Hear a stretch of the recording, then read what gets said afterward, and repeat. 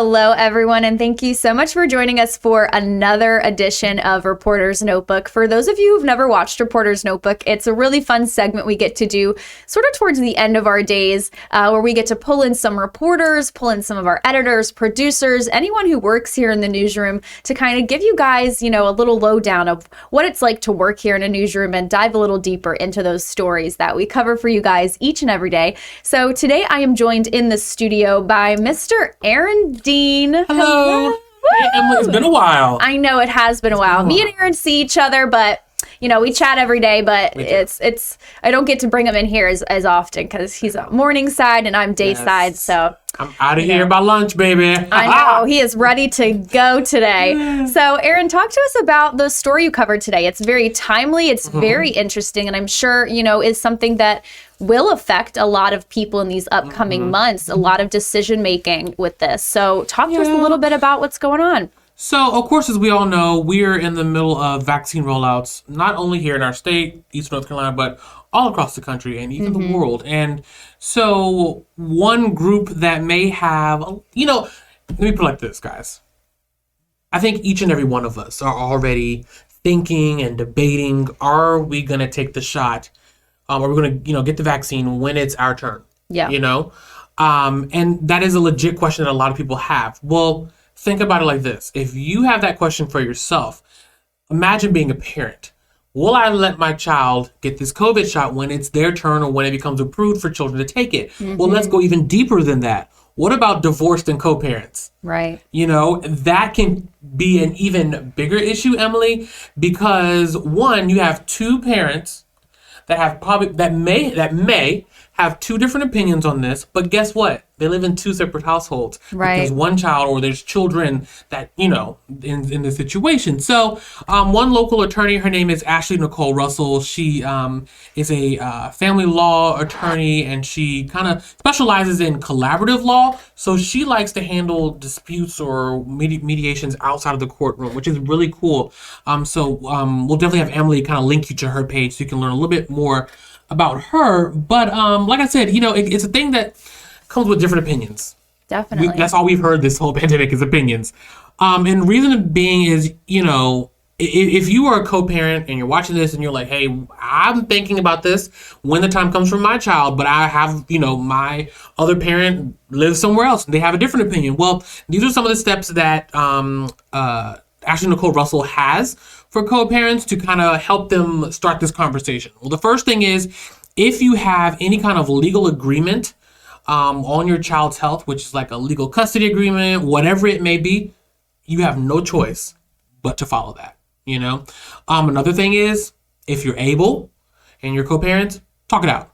If things are good between you guys, just talk it out, because you never know. You all may have the same questions. You may have the same concerns. You actually may be on the same page. Now, if you are not on the same page, which is unfortunately a reality for a lot of different families, Attorney Russell kind of suggests that maybe you want to get attorneys involved in the sense that use them as mediators versus taking this dialogue into the court system. And the reason she suggests that is because, divorce has a huge impact on children. Anyway, we know this statistically, but when the parents are fighting and it gets drugged through the court system, the kid gets drugged into the situation, and it's already a stressful time for families, stressful time for individuals, stressful time for all of us. So really, her suggestion is do as much as you can outside to kind of pre-plan, since, like I said, vaccines aren't available for children yet, nor have they been approved 100%.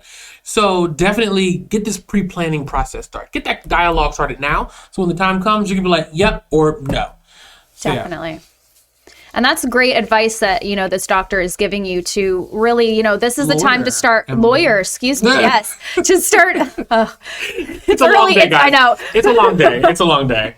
Giving you this advice to, really plan this ahead, get started on these decision making now, because like you said, vaccines have not been approved. The group is not up yet for, even our age group, for younger than that. So, it's really important. It's imperative for people to start planning now what decisions they want to make so that, you have that time to get that scheduled, get that appointment, get that availability if that is something you choose to do. Especially as we know, time flies by. When I look back a year ago, literally a year this month, I'm just like, all of this happened.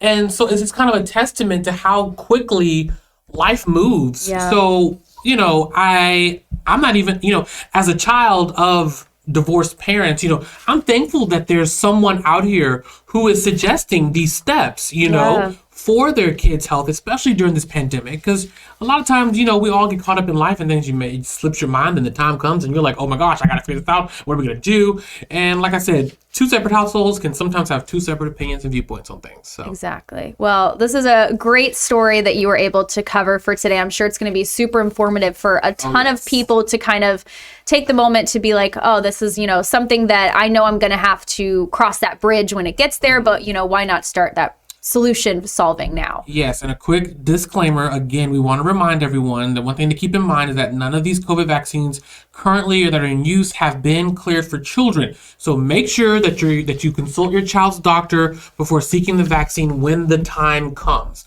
We want to continue to stress that, okay? When the time comes, consult your doctor, and then as co-parents, figure out what you want to do.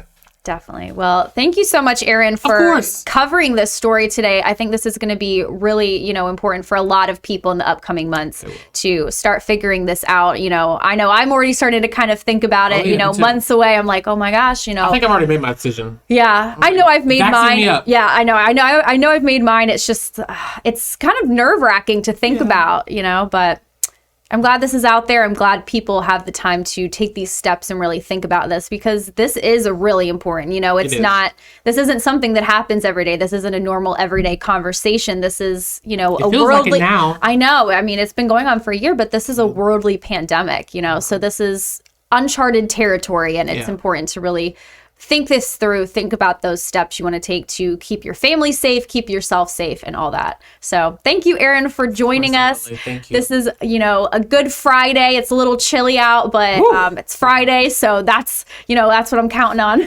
I'm ready to go home and eat some Chinese and watch Disney Plus. Yum. Yes, there you go. Perfect night for a Friday. Well, thank you so much, Erin, for joining us. And thank you guys for joining us for another edition of Reporter's Notebook. And Erin's story is going to be linked below if you want to check out more on that. So we'll see you guys next time. Bye.